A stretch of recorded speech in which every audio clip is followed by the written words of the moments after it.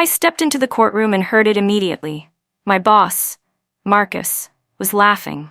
Not the nervous kind of laughter you'd expect from someone facing serious allegations. This was confident, almost casual laughter. He sat at the plaintiff's table with his expensive lawyer, looking at me like I was a punchline that somehow made it all the way to trial. The judge called the case number, and suddenly the weight of everything crashed down on me. I stood there alone, realizing this was the same man who once promised he'd always have my back. The same man who said loyalty meant something. His laughter echoed in my ears as I took my seat at the defendant's table. My hands were shaking, but I kept them folded in my lap. Marcus leaned over to whisper something to his lawyer, and they both smiled. I wondered how we'd gotten here, how 4 years of what I thought was trust had turned into this moment, with him suing me for defamation and me fighting to prove I'd only told the truth. 4 years earlier, everything had been different. I was the employee everyone came to when they had problems. Not because I had an important title or any real authority, but because I listened. I actually cared about solving issues quietly before they became bigger problems. When 2 departments argued over resources, I found compromises. When employees felt unheard, I made sure someone paid attention. Marcus noticed this about me early on. He'd stop by my desk and say things like, "You're the glue that holds this place together," or "Your loyalty means everything to this company." I ate it up. I genuinely believed that being loyal made me valuable. I thought Marcus saw me as someone special, someone he could trust. Looking back, I realize I confused being useful with being valued. Those are 2 very different things. But back then, I felt proud every time he praised my dedication. I worked late. I covered for others. I smoothed over conflicts that made management uncomfortable. I thought I was building a career. I didn't realize I was building a trap.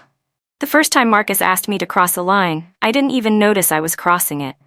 An employee named Tyler had filed a complaint about unfair treatment in his department.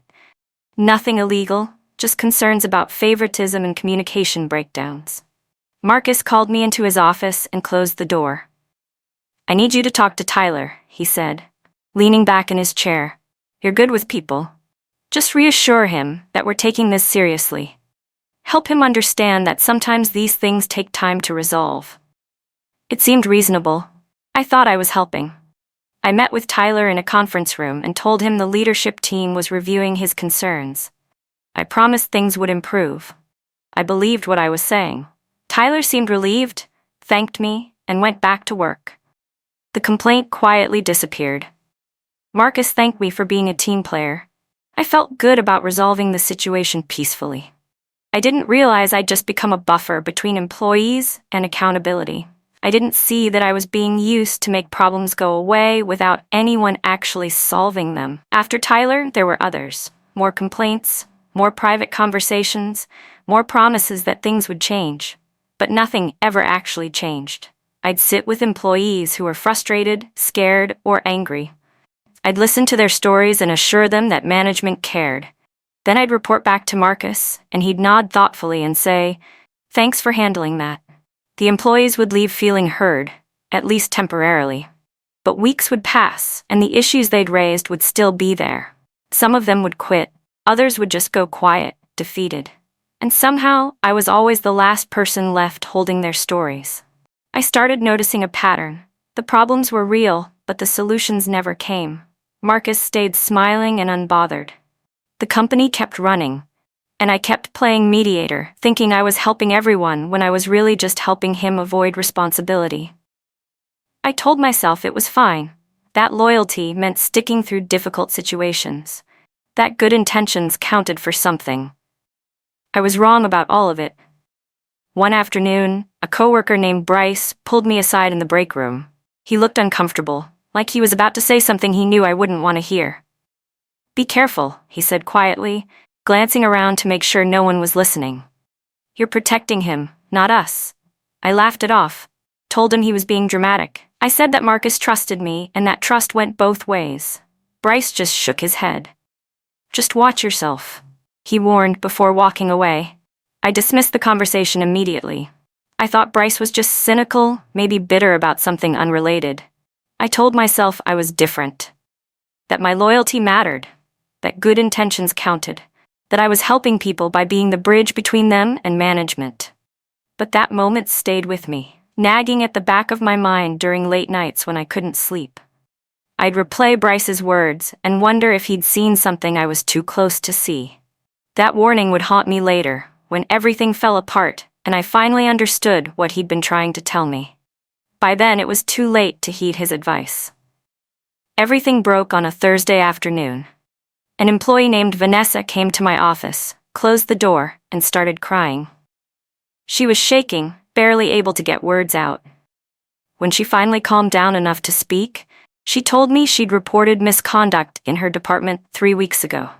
She said Marcus had called her in for a follow-up meeting. During that meeting, he'd told her that I had reviewed her complaint and determined it wasn't serious enough to warrant formal investigation. My stomach dropped. I never said that. I'd never even seen her complaint. I'd had no idea she'd reported anything at all. "Vanessa," I said carefully, my voice barely steady, "I never reviewed your complaint. I didn't know about it." She stared at me, confused and hurt. "But Marcus said you specifically told him it didn't meet the threshold for action." I felt sick. My name was being used without my knowledge or consent. Marcus was putting words in my mouth to deflect responsibility. Vanessa left my office looking betrayed, and I sat there trying to process what had just happened. This wasn't miscommunication, this was deliberate, and it meant everything I thought I knew about my role was wrong. I waited until everyone else had gone home. Then I walked to Marcus's office and knocked. He looked up from his computer, surprised to see me there so late. "What's up?" he asked casually, like nothing was wrong. I closed the door behind me. "Did you tell Vanessa that I reviewed her complaint and said it wasn't serious?" I kept my voice calm, but my heart was pounding. Marcus didn't even flinch. He leaned back in his chair and sighed, like I was overreacting to something minor. "That's not how it came across," he said smoothly. "I was trying to explain the review process, and maybe I wasn't clear about who said what." I stared at him, waiting for an apology or an explanation. Instead, he leaned forward and lowered his voice. "We need to protect the company," he said, like that justified everything. Sometimes that means managing perceptions carefully. I walked out without another word. Something irreversible had just happened, and we both knew it. He'd shown me exactly who he was, and I couldn't unsee it. That night, I barely slept. I kept replaying the conversation, understanding for the first time that I'd been a tool, not a teammate. The next week, everything changed. Meetings I'd normally attend were suddenly rescheduled without me. Conversations stopped when I entered rooms. Leadership treated me differently, like I was fragile or unpredictable. I heard whispers that I'd overstepped with Vanessa, that I'd caused confusion by getting too involved in complaints, that I couldn't be trusted to stay neutral. It was surreal. I hadn't done anything wrong, but somehow I was the problem. Marcus had rewritten the story. In his version, I was the one who'd crossed boundaries, who'd made promises I couldn't keep, who'd confused employees about proper procedures. He'd shifted the blame so smoothly that even I started questioning my own memory. Had I said something that could have been misinterpreted? Had I overstepped without realizing it? Then I'd remember Vanessa's face, her confusion when I told her I'd never reviewed her complaint, and I'd know the truth. Marcus hadn't just shifted blame. He'd actively used my name to cover his tracks, and now that I'd pushed back, he was protecting himself by making me the unreliable one. I realized I had two choices: explode or observe. I chose observation. I stopped spinning. I stopped softening difficult situations. I stopped being the buffer that made everyone comfortable. Instead, I spoke plainly. When someone asked me about a complaint, I said exactly what I knew and what I didn't know. When Marcus asked me to talk to an employee about an issue, I declined politely and suggested he handle it directly. I documented everything, every conversation, every meeting, every request. Not aggressively, just neutrally. I created a record of what was actually happening instead of what people wanted to believe was happening. Marcus noticed the change immediately. He started watching me closely during meetings, like I'd become dangerous without raising my voice. Other leaders seemed confused by my new approach. I wasn't hostile or emotional, I was just clear. And somehow, clarity made everyone uncomfortable. The truth was, I'd been enabling a system that protected management at the expense of employees. By being the friendly face that made problems disappear, I'd helped Marcus avoid accountability for years. Now that I'd stopped playing that role, the system was exposed, and Marcus knew I was the one who'd changed the game. That's when he started looking at me like a threat. 3 months after the Vanessa incident, I resigned.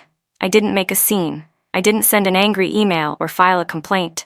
I just submitted a formal resignation letter that said I'd found other opportunities and was moving on. Marcus called me into his office the next day. He looked relieved, almost grateful. "I think this is for the best," he said, shaking my hand. "Sometimes people outgrow their roles, no hard feelings." I nodded and left with my dignity intact. But my reputation was uncertain. I didn't know what story was being told about me after I left. I didn't know if Marcus had spun my departure as proof that I'd been the problem all along. For a few weeks, I tried not to think about it. I focused on my job search, on moving forward, on putting the whole experience behind me. But I couldn't shake the feeling that something wasn't finished. That Marcus had controlled the narrative so completely that the truth had been buried. I didn't want revenge. I just wanted people to know what had actually happened. I wanted the employees who'd trusted me to understand I hadn't betrayed them. But I had no platform, no power, and no evidence that anyone would believe me over him. Weeks after I left, former coworkers started reaching out. Carefully, hesitantly, they'd send vague text messages asking how I was doing, then slowly work their way toward the real question: what really happened? I didn't exaggerate. I didn't rant about Marcus or trash the company. I just told the truth. I explained how I'd been used to deflect complaints, how my name had been attached to decisions I never made, how I'd finally stopped enabling the system. The reaction was always the same: long silence. Then, carefully worded responses. I thought something like that might be happening. That makes sense now. Other people have noticed things too. Some of them shared their own stories, times when Marcus had promised to address concerns but nothing changed. Instances where complaints disappeared into a black hole. Patterns of employees being managed out quietly after raising issues. The picture became clearer. I wasn't the only one who'd seen the dysfunction. I was just the only one who'd stopped participating in it. But these conversations were private, whispered. No one wanted to go on record. No one wanted to risk their job. And I understood. I'd been there. I knew the fear. Then 3 months after I resigned, everything changed. The envelope arrived on a Tuesday morning, certified mail. I signed for it with a sense of dread that turned out to be completely justified. Inside was a lawsuit. Marcus was suing me for defamation. The complaint claimed I'd been spreading lies about him to former coworkers, that I'd destroyed his reputation, that I'd damaged his career and caused him emotional distress. He was seeking damages. Significant damages. My hands shook as I read through the legal language. He wasn't suing because I'd said something false. He was suing because I'd told the truth and people had believed me. The lawsuit was designed to silence me, to make me too scared or too broke to keep talking. I felt panic rising in my chest. I'd never been sued. I wasn't wealthy. I couldn't afford a lengthy legal battle. I replayed every conversation I'd had with former coworkers, wondering which words had been twisted into ammunition. For a moment, I wondered if honesty had been a mistake. If I should have just stayed quiet and moved on. But then I thought about Vanessa. About all the employees who'd trusted me with their stories. About the system that kept running because people were too afraid to speak up. And I decided I would not rewrite the truth to survive his lie. The fear was real. I spent nights lying awake, imagining worst-case scenarios, losing the lawsuit, owing money I didn't have, being publicly branded as a liar. My new employer finding out and questioning my character. The weight of it was crushing. I'd only told the truth, but the legal system didn't care about intentions. It cared about evidence, about what could be proven, about the skill of lawyers. And Marcus had resources I didn't. But I also had something he didn't. I had documentation, those neutral records I'd kept during my last months at the company, emails showing requests I'd declined, meeting notes showing what I'd actually said versus what was being reported. A clear timeline of events that contradicted his narrative. I found a lawyer who agreed to take my case. Her name was Kimberly Torres, and she was blunt. "This is a slap suit," she explained. "Strategic lawsuit against public participation. He's trying to intimidate you into silence. But if we can prove you told the truth, not only will we win, but we might be able to go after him for misuse of the court system." She asked me one critical question. "Are you willing to see this through, even if it gets ugly?" I thought about it for exactly 3 seconds. "Yes," I said. "I'm not backing down." 6 months later, I walked back into that courtroom for the trial. Marcus sat at the plaintiff's table, laughing with his lawyer like this was all just an inconvenient formality. His confidence was unshakable. He'd spent the pre-trial period painting me as bitter, unstable, and resentful. His legal team had submitted declarations from company leaders saying I'd always been difficult to manage and emotionally reactive. They claimed I'd resigned because I couldn't handle constructive feedback, that I'd spent months afterwards spinning lies to damage Marcus's reputation out of spite. The judge listened to the opening statements carefully. Marcus's lawyer was polished and persuasive. He made me sound like a disgruntled employee who couldn't accept responsibility for my own failures. My lawyer, Torres, was more subdued. She simply stated that I'd told the truth about my experiences, and that truth wasn't defamation. I sat at the defendant's table, watching Marcus across the courtroom. He looked relaxed, unbothered. I wondered if staying silent would have been safer. If I'd made a terrible mistake by fighting back. Then the judge said, "We'll hear testimony from the defendant first." It was my turn to speak. Time to tell my story. My hands were shaking, but I stood up and walked to the witness stand. I placed my hand on the Bible and swore to tell the truth. Then I sat down and faced the courtroom. Torres began with simple questions. How long had I worked at the company? What were my responsibilities? How would I describe my relationship with Marcus? I answered slowly, choosing each word carefully. I didn't accuse, I didn't exaggerate.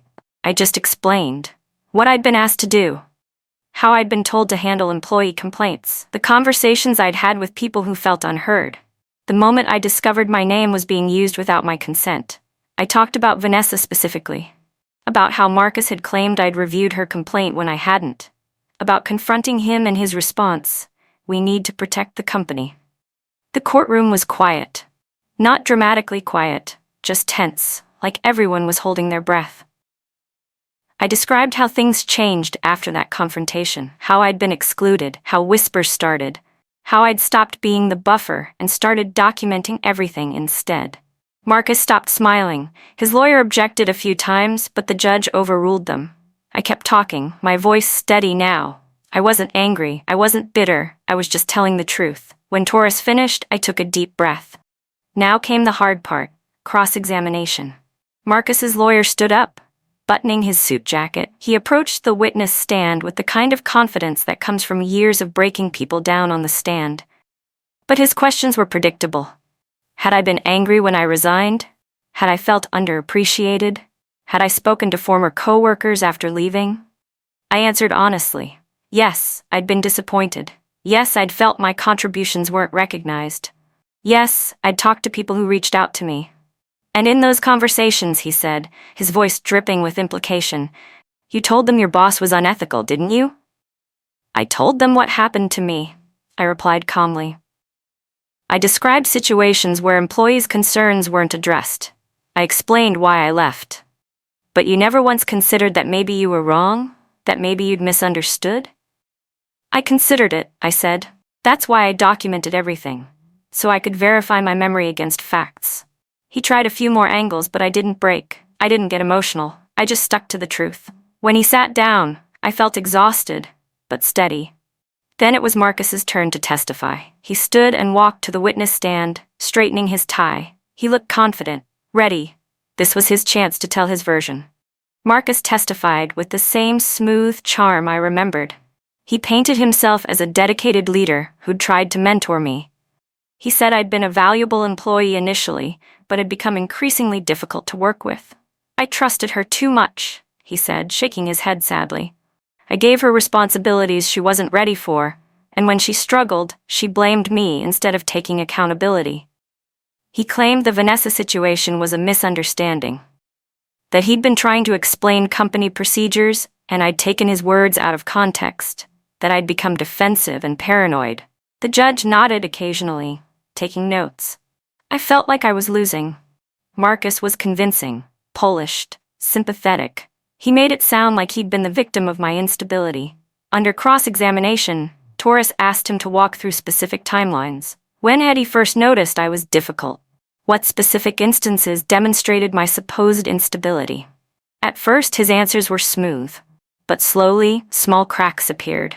He said I'd become problematic around March, but earlier he'd said I was valuable through April. He claimed he'd never asked me to handle employee complaints, but then admitted I'd been helpful in mediating workplace conflicts. Nothing explosive, just inconsistencies. Small details that didn't quite line up. The judge started taking more notes. Marcus kept adjusting his answers, trying to make things fit. I watched his confidence waver slightly. Then Torres called a witness Marcus hadn't expected. Vanessa. She walked into the courtroom reluctantly, clearly uncomfortable about testifying. She didn't attack Marcus. She didn't make dramatic accusations. She simply confirmed what had happened. Yes, she'd filed a complaint. Yes, Marcus had told her I'd reviewed it and determined it wasn't serious. Yes, when she'd confronted me, I'd been surprised and said I'd never seen the complaint. Did the defendant seem to be lying when she said she hadn't reviewed your complaint? Torres asked. Vanessa shook her head. No. She seemed genuinely shocked. Marcus's lawyer tried to suggest Vanessa was biased, that she was bitter about her own employment situation. But Vanessa stayed calm. She wasn't there to destroy Marcus. She was just confirming what had happened. When she stepped down, Marcus avoided eye contact for the first time. The confidence that had carried him through his testimony was starting to crack. Other details came out. Former coworkers who'd been told I was handling their complaints when I'd never been informed. Employees who'd quit after realizing nothing would change. Patterns that corroborated my account. The judge's expression grew more serious. Marcus shifted in his seat, no longer relaxed. His lawyer whispered urgently to him during breaks. The tide was turning. After 2 days of testimony, the judge announced she was considering dismissing parts of Marcus's case. My heart sank. Parts, not all. This could still go either way. The defamation claim was narrow, specific. Marcus had to prove I'd made false statements that damaged his reputation. But truth is a defense against defamation. If I'd told the truth, he couldn't win. The question was whether the judge believed me. Marcus smirked when the judge mentioned dismissal might not be complete. It was smaller than his earlier confidence, but still there. Like someone who thought they'd survived the worst of it. Like someone who believed the system would protect them even when they were wrong. Torres whispered to me during the break. We need one more thing. One moment that shows clearly he was manipulating the truth. I thought about all the conversations we'd had. All the moments I'd swallowed my discomfort and played along. All the times I'd been the buffer. Then I remembered something. A private conversation Marcus and I had once, where no document recorded what was said, where it was just his word against mine, except I remembered exactly what he'd told me. When we reconvened, Torres requested permission for me to ask Marcus a direct question. The judge allowed it. I stood up, my legs shaky. I looked at Marcus across the courtroom. I asked him about a conversation we'd had in his office, 2 years before I resigned. A day when an employee named Harrison had filed a formal complaint about discrimination. I'd been in Marcus's office discussing something unrelated when he got the notification. Do you remember what you told me that day? I asked. About what you wanted me to do if complaints kept coming? Marcus paused. He looked at his lawyer, who couldn't help him. This was a conversation only the two of us had witnessed. He had to answer. I don't recall the specific conversation, he said carefully. Can you be more specific about what you think I said? You told me you didn't want issues formally escalated unless they were serious enough to risk legal action. You said I should talk to employees first and help them understand that some things were better handled informally. Do you remember saying that? I watched his face. He was weighing his options. Deny it completely and risk being caught in a lie? Admit it and try to reframe it? He chose reframing. What I likely said was that we should always try to resolve conflicts at the lowest possible level first. That's standard HR practice. I never told you to suppress complaints. But then Taurus asked the follow-up. Did you want formal complaints avoided? Marcus answered automatically, without thinking. Of course. Formal complaints create documentation that he stopped. Too late, the words were already out. Documentation that what? Kimberly pressed. The courtroom went completely still. Even Marcus's lawyer froze, realizing his client had just admitted something devastating. Marcus tried to recover. Documentation that requires time and resources to investigate properly. I was trying to manage our workload efficiently. But the damage was done. He'd admitted he didn't want formal complaints because they created records. Records that would hold him accountable. Records that would show patterns of problems being ignored. The judge leaned forward, her expression sharp. Mr. Marcus, are you saying you specifically discouraged formal documentation of employee complaints? Marcus looked at me, his eyes searching for something. Help. Maybe. Loyalty. The old willingness to smooth things over and make him look good. I didn't react. I just watched. He turned back to the judge. I'm saying that informal resolution is sometimes in everyone's best interest. Including yours? The judge asked pointedly. Marcus had no good answer.